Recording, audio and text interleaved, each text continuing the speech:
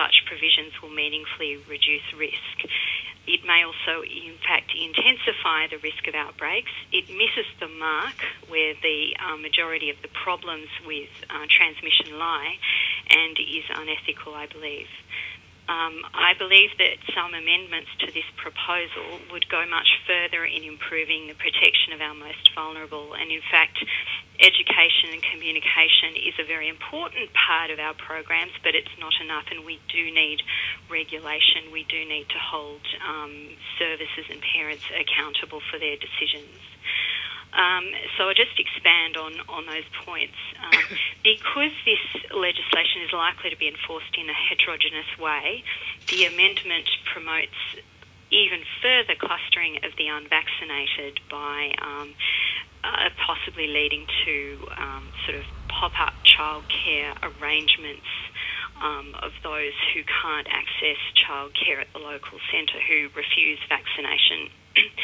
And it also, by doing that, intensifies the risks of outbreaks, as has been shown by some disease modelling that I detailed in my submission.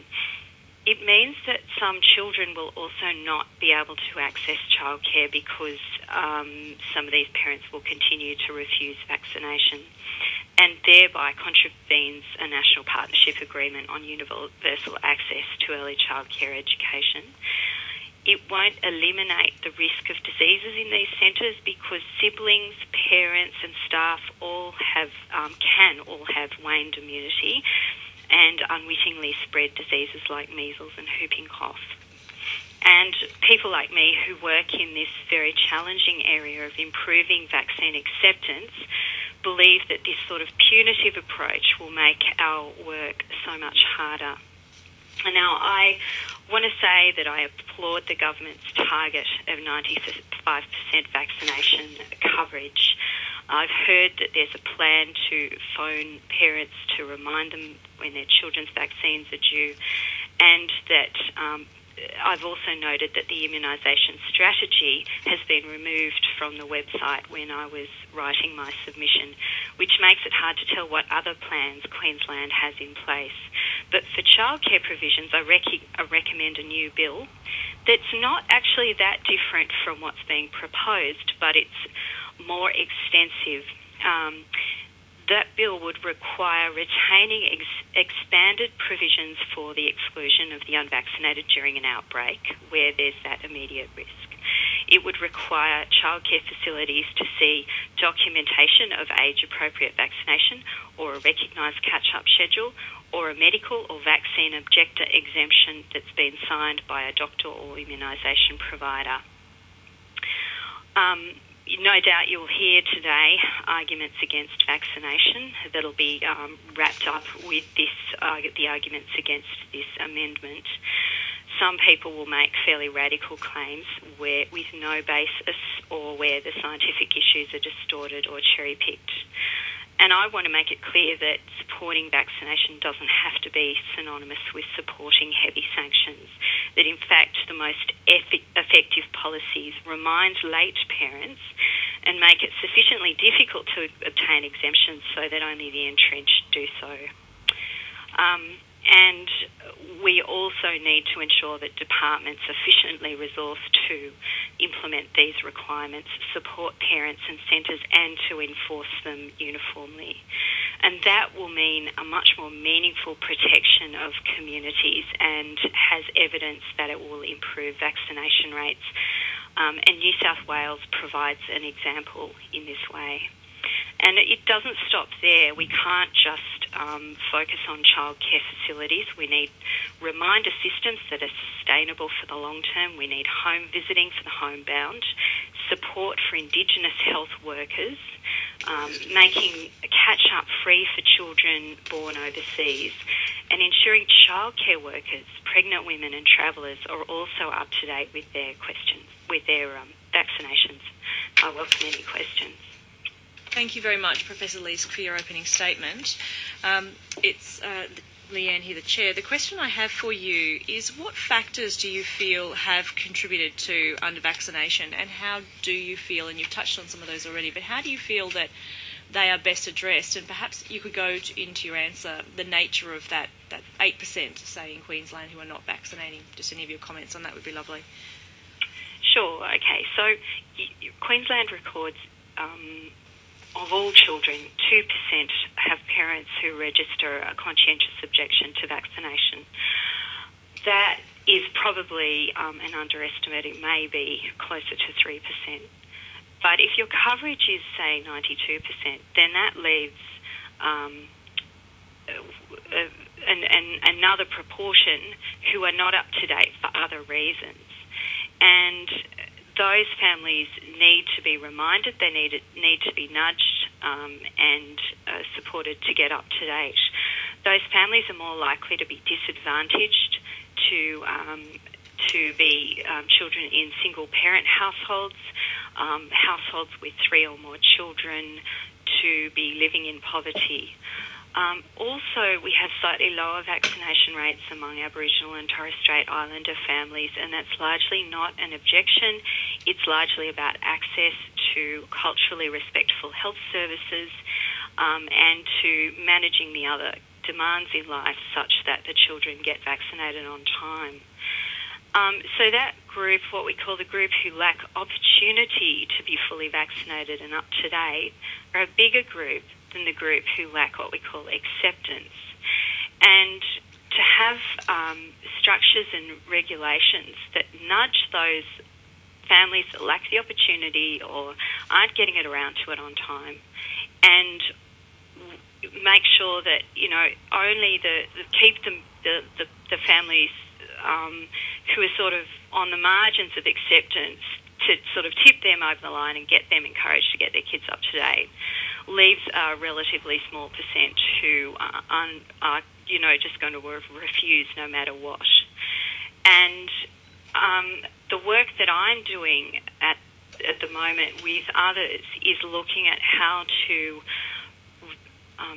minimise the proportion of parents who reject vaccination by dealing with this problem of vaccine hesitancy.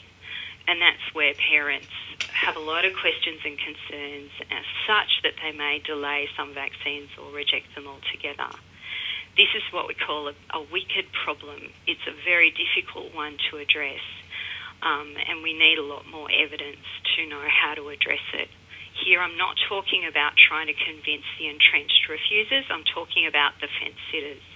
And this proposal will make our work so much more difficult because it chips away at the sustainable trust we need to promote between hesitant parents and governments and the medical system. Thank you, Professor Leask. Just one last question from me before I move to the Deputy Chair. The Queensland Nurses Union spoke just before you, and I appreciate you may not have heard the State Secretary Beth Moll speak, but one of her comments was that she felt, and you touched on it then, that the important focus should be on engaging with those who are hesitant for any number of reasons. And you just touched on that then. How do you feel that engagement best occur? Well, the studies tell us again and again that when parents are doubtful about vaccination, they do look to their health professional, the family doctor in particular. So we need to support the family doctor and immunisation nurse to be confident and knowledgeable in dealing with their concerns. And we are working right now on a program of support and resources to assist hesitant parents in this way through a primary care communication package. The other area is where parents often make their decisions about vaccination, if indeed they make one, in the antenatal period. So targeting that period, making sure that antenatal educators and midwives who are influential then are also very supportive and encouraging them of vaccination. It's important that parents see health professionals who they respect recommending vaccination, because that does make a difference to their willingness to vaccinate. So we need to engage well with not just parents, but with midwives, with other people who are influential in that decision-making process. We've also found in our research that complementary alternative medicine providers are influential with parents who are on the margins of vaccine acceptance. And for that reason, we think it's important to better understand the range of attitudes that exist in those professions and to better engage with them and ensure that their education includes evidence-based education about vaccination. The other area of engagement is at the community level. We know that vaccine refusers cluster in certain communities where it can be seen as a bit of a social norm. So we need to explore novel and positive and constructive ways of engaging with those communities so that the vaccine refusal isn't socially normed, that in fact in most communities the majority still vaccinate, and the families who vaccinate are empowered to be peer advocates for vaccination, not in an argumentative way, but in a constructive way. And there's some exciting initiatives that grassroots groups are engaging with around in Australia, including, say, for example, the Northern Rivers vaccination supporters. Thank you very much. I appreciate that. I'll hand now to the Deputy Chair, the member from Adra. Thanks, Professor Leask, for your submission to the committee. I picked up on your comments about clustering of the unvaccinated, which can intensify the risk of an outbreak. How do you prevent this from occurring, and what amendment would you suggest in practical terms to the committee to implement this recommendation? Well, the clustering occurs such that, for example, I think the Sunshine Coast would be the most heavily clustered region in Queensland for active non-vaccinators, and in some towns you'll see vaccine objection reaching 20 to 30%. So that is a problem because you lose herd immunity in those communities and you risk seeding and sustaining an outbreak more readily. If you already have clustering, that's a concern. If you have a childcare centre in that community where, say, 70% of children are fully vaccinated, then that's not good. But if you have an arrangement where a childcare centre has no children who are vaccinated, then if measles, for example, which is very contagious, comes into that centre, it will spread like wildfire, and then it could more readily get hold in the community in general. So the clustering is a problem. It's something that needs to be addressed, and we need to support the communities themselves, the parents, the immunisation providers, the local advocates, the GPs, the midwives in those communities to be positive voices of support for vaccination. And I think also just to keep those non-vaccinated at an absolute minimum. And the most constructive ways to do that are to hold them accountable, to encourage their engagement with the healthcare system by having this conscientious objection form signed by a doctor or a nurse, and to minimise that group so that the late are reminded and the non-vaccinators are kept as small as possible. Great, so that's something that you'd like to see amended in this legislation? My proposal, yes, is that in fact you do have requirements for full vaccination upon childcare entry, but those requirements come with exemptions for vaccine refusers or children who can't be vaccinated medically. And for the vaccine refusers, the exemption would be only acquired by going to a doctor or a nurse who would discuss the risks of their decision and sign that form. We also need to better support doctors and nurses who are asked to sign that form. It's a difficult process for them. Many of them find it difficult, and they need a greater support, which is something that we're also working on at the moment. Okay, that's terrific. I have one further question. I know years ago a lot of the vaccines were egg-based, but most of those don't contain egg anymore, and even the measles, mumps, rubella, the MMR vaccine can even be given safely to children with severe egg allergies, so those who are, have anaphylactic sensitivities. Do you think that there is still some myth out there in the community from the old the old-based vaccines, that people don't realise that they're not manufactured that way anymore, and that could actually be a reason why some people are refusing vaccinations?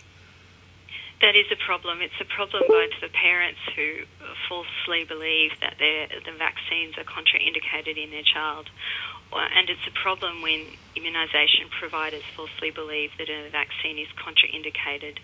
And that's why we need to support the continuing education of our immunisation providers, and including nurses, midwives, and those who are giving immunisations. So, yes, there is the actual. I'm not a medical doctor, but I know that the proportion of children who have a true medical exemption to vaccination is very, very small. There are, in fact, very few true medical exemptions. And an egg allergy needs to be reviewed by the doctor, and then sometimes that vaccination can proceed. So that's definitely something that parents need to be aware of and up to date with, and also immunisation providers. And that's why a policy that mandates certificates forces that discussion, because the parents can't put their children in childcare unless they have obtained that medical exemption. And then if upon review it appears that it's not a true medical exemption and they need to be vaccinated, then they can get up to date. And there are also immunisation specialist clinics in major teaching hospitals of the capital cities around Australia. And so Brisbane would have a clinic that sees children where there is a concern about that child being vaccinated, or where there has been an adverse event following immunisation. So those children can be reviewed and vaccinated under supervised circumstances by experts. Great, thanks very much, Professor. Thank you. Member for Greenslopes. Thank you, Dr Leask. Joe Kelly, Member for Greenslopes. In your opening remarks, you mentioned that you felt the legislation was unethical. As a Member of Parliament and currently on the government side of the House, I feel we have an obligation to protect the broader community, and it's broadly accepted amongst medical profession and the healthcare professions generally that 95% is the mark that we need to get to for herd immunity. I just wonder whether you could comment on how you feel about our obligations in terms of doing what we can to get the population to that 95% mark. Well, like I said in my introduction, and is very clear in my submission, getting to that 95% is indeed important, and in fact higher if possible. And we need to do that in ways that are proven by evidence to be effective and ethically sustainable. And this provision to allow childcare providers to exclude the unvaccinated at their own discretion, to me, strikes me as a very mediocre attempt to address that very genuine need and very worthy target. And what I'm proposing are much more effective and robust ways to get those immunisation rates higher, not just among children, but also to look at adult vaccination rates and boosters and make sure that they're also protecting our children. For example, we know that in 50%, up to 50% of children babies who are hospitalised with whooping cough, they have in fact acquired whooping cough from a parent or a sibling, a close family member. And for that reason, it's very important that family members are up to date with their vaccinations, and why we need to pay attention to, for example, strategies to vaccinate pregnant women so that the babies receive that protection from whooping cough in utero. So I see that improving vaccination rates, reaching the 95% coverage targets is very important.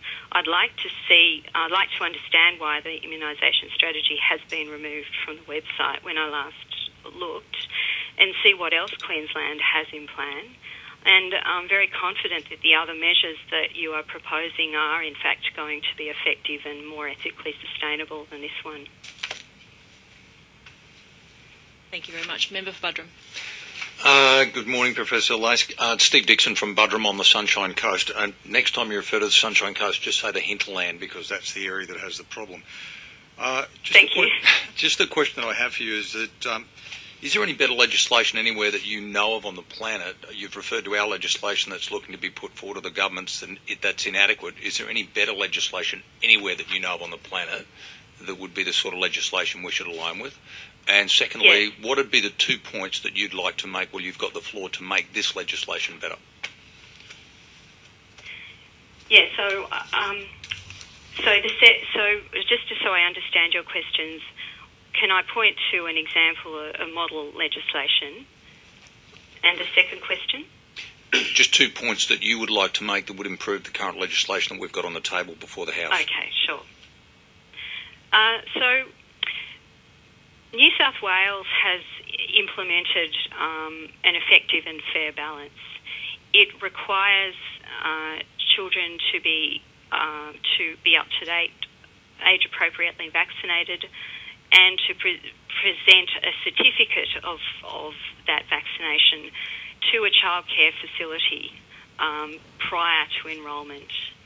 And if the parents are not able to provide that full vaccination certificate because of a medical exemption, then they must register a medical exemption, or if they have another objection to vaccination, then they must register that objection form that's signed by a doctor or immunisation provider.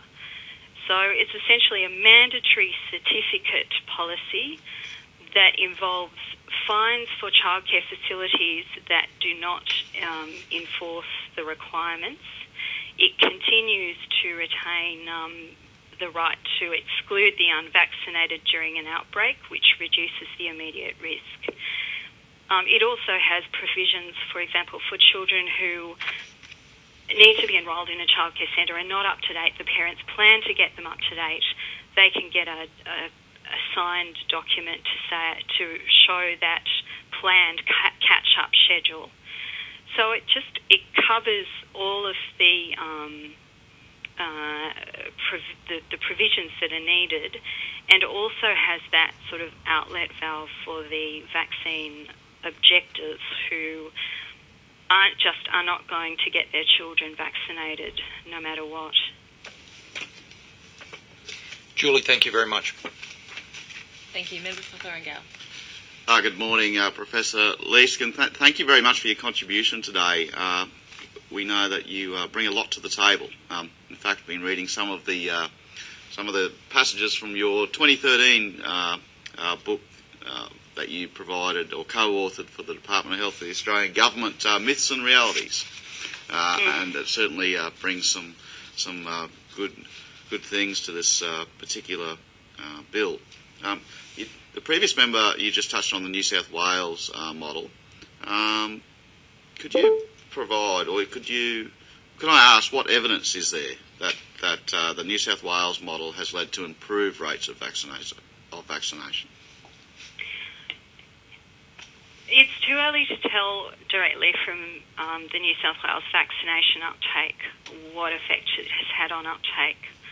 However, it's logical to assume that requiring families to get up to date before their children enter childcare and enforcing that requirement so that those facilities are really enforcing it themselves, that will mean that there's more timeliness of vaccination. Very often children they're fully vaccinated eventually, but they're not vaccinated on time, and they then end up a statistic. So we don't have any evidence yet because the figures are not in from New South Wales. That policy was only implemented. The amendment to the Public Health Act was passed in July 2014, as I recall. So it's too early to tell from publicly available figures what has happened to the New South Wales coverage. In addition, it's important to remember when we look at coverage figures now that the algorithm for assessing coverage has changed. It's become more strict. So if you just look at the coverage figures, you may think that coverage has gone down. In fact, it hasn't. It's just that we've added another vaccine to that set of requirements for children to be up to date. So what I will say is that systematic reviews have shown, and I point to page 5 of my submission to the committee. I have a table of Australian and international evidence on things that actually do improve vaccine uptake. And that table indicates that requirements for immunisation prior to school or childcare entry come with evidence from overseas and other countries, so from the US and other countries, that can improve childhood vaccination rates. So essentially, what I'm proposing has evidence that it will improve vaccination rates from overseas, and what I'm proposing also means that it will be done in a way that's fair for children and doesn't punish the children of vaccine refusers for the decisions that their parents are making by locking them out from childcare. Thank you very much, Professor. Member for Mogul. Well, thank you, Associate Professor Leask, for your submission and contribution today, which has been very valuable. My first question is, obviously, access and availability of consistent quality information related to vaccinations is critical. And my question is, should the Australian Commission on Safety and Quality in Healthcare be developing a healthcare standard to guide health service providers on what information should be provided and in what format? Look, it's something I can't answer off the top of my head. It's something I'd have to look into to see exactly what that would mean. In essence, your question is about making sure that vaccination is provided in a way that meets high standards, that only the true contraindications are observed, that children are opportunistically vaccinated, that all health professionals are required to support vaccination and to recommend it and to encourage it, or certainly encouraged to do that. And I think that's very important. I think we do need to do more work with midwives who generally support vaccination, but do require more education and updates in relation to, what is a very complex program nowadays. We also need to continue to support primary health networks to do that coalface work with primary care providers of immunisation so that their records, their ASA records are clean, that they're up to date, that they are dealing with recording error, that they're aware of the latest recommendations. And whether we should have some kind of quality framework that supports that is something I can't really answer now without knowing more about what it means and what it would require. No, that's good. I was just trying to get to that point about the quality framework, given there is so much information that exists out there, that who should sort of lead that process, given that information can come via nurses and midwives and medical practitioners, either in the hospital system or in general practice, but whether there is a role for a quality framework, and if there is, who should sort of lead that process, whether that should be state-based or whether this should be done at a national level. Well, we do have some pretty supportive national structures. We've got the National Centre for Immunisation Research and Surveillance, which in fact do provide regular updates on our vaccination program through the immunisation handbook and the updates associated with that. We have the national, the Federal Department of Health's immunisation section, which provides up-to-date information, and the Australian Technical Advisory Group on Immunisation. and your question is really about how we make sure that our health professionals are consistently approaching vaccination recommendations with a strong evidence base, and I think that's an important one.